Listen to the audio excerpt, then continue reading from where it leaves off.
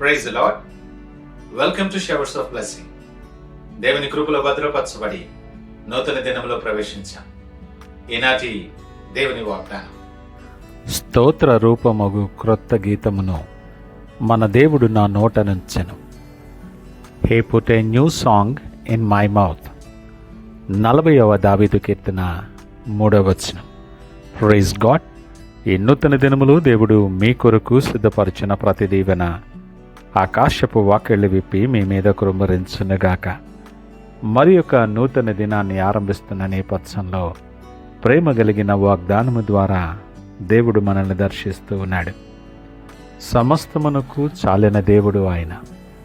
మన జీవితంలో ఆయనకు అసాధ్యమైనది ఏమీ లేదు. సమస్తమును సాధ్యము చేయగలిగిన వాడు.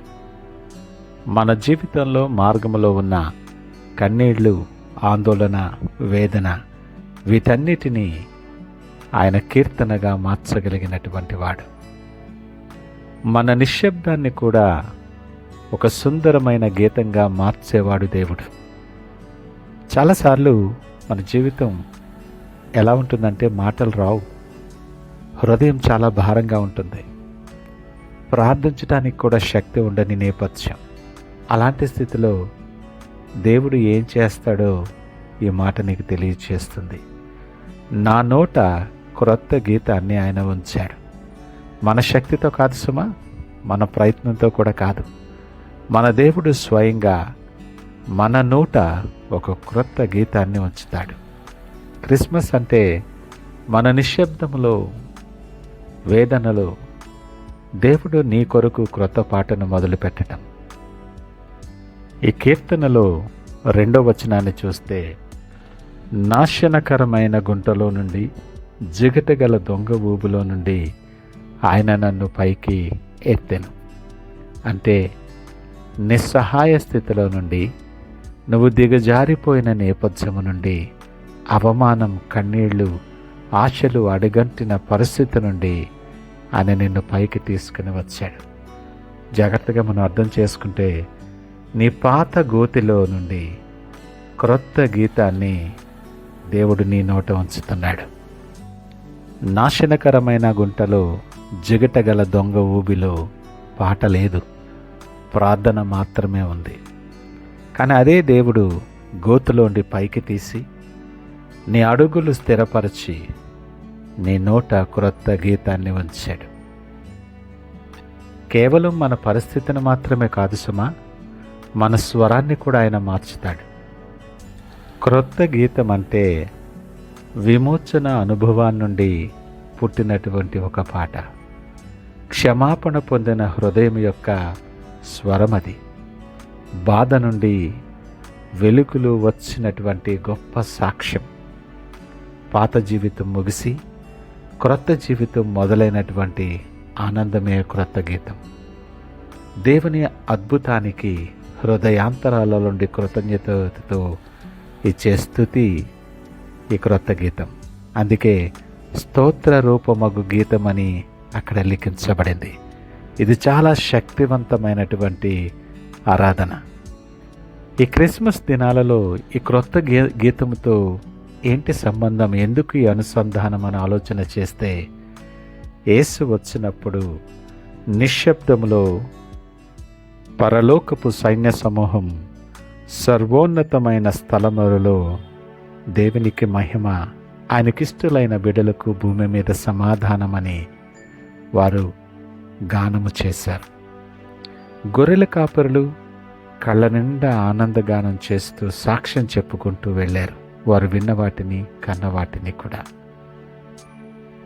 క్రిస్మస్ సందేశం నీ నిరాశకు, నీ భయానికి స్వస్తి, నీ పాత ఒప్పందానికి ముగింపు పలుకుతూ నీ జీవితంలో, నీ ఆత్మీయ మార్గంలో క్రొత్త కృపాయుగానికి ఆరంభం పలుకుతుంది.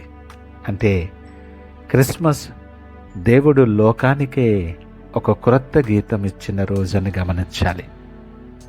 నా నోట ఉంచెను అని దావీదు మాట్లాడటంలో దేవుడు వ్యక్తిగతంగా సంధించి చేసేటటువంటి గొప్ప కార్యం. దావీదు నూతన గీతాన్ని నా గుండెలో ఉంచాడని, నా జీవితంలో పెట్టాడని మాట్లాడలే. నా నోట నుంచెను అన్నాడు. అనగా నీ ఆనందాన్ని దేవుడు దాచిపెట్టడు, నీ సాక్ష్యాన్ని బయట పెడతాడు, నీ అనుభవాన్ని కృతజ్ఞతతో అది గానము చేయిస్తాడు దేవుడు. గమనిస్తే నీ పాట ఎవరికో ఆశ అవుతుంది, నీ గీతం ఇంకొకరిని లేవనెత్తుతుంది, నీ స్థుతి వేరొకరిని దేవుని వైపు తిరుపుతుంది, నీ జీవితమే ఒక సాక్షార్థమైన గీతంగా మారుతుంది. ఈ మాటలు వింటున్న మనం క్రిస్మస్ దినాలలో మనం ఆత్మ పరిశీలన చేసుకుంటూ మనల్ని అడగాల్సిన ప్రశ్నలు ఇవి. నా నోట ఏ పాట ఉంది? అది భయమా, ఫిర్యాదా, లేక నిరాశ, దేవుని స్తుతియా? నేను ఇంకనూ గోతులో నుండే మాట్లాడుతున్నానా, లేదా దేవుడు నా జీవితంలో నా మార్గములో చేసిన కార్యాన్ని నేను గానము చేస్తున్నానా? ఆలోచన చేద్దాం. దేవుడు అంటున్నాడు కదా, నీ నోట క్రొత్త గీతం పెట్టాలని నేను ఆశపడుతున్నాను నా బిడ్డ అని దేవుడు అంటున్నాడు.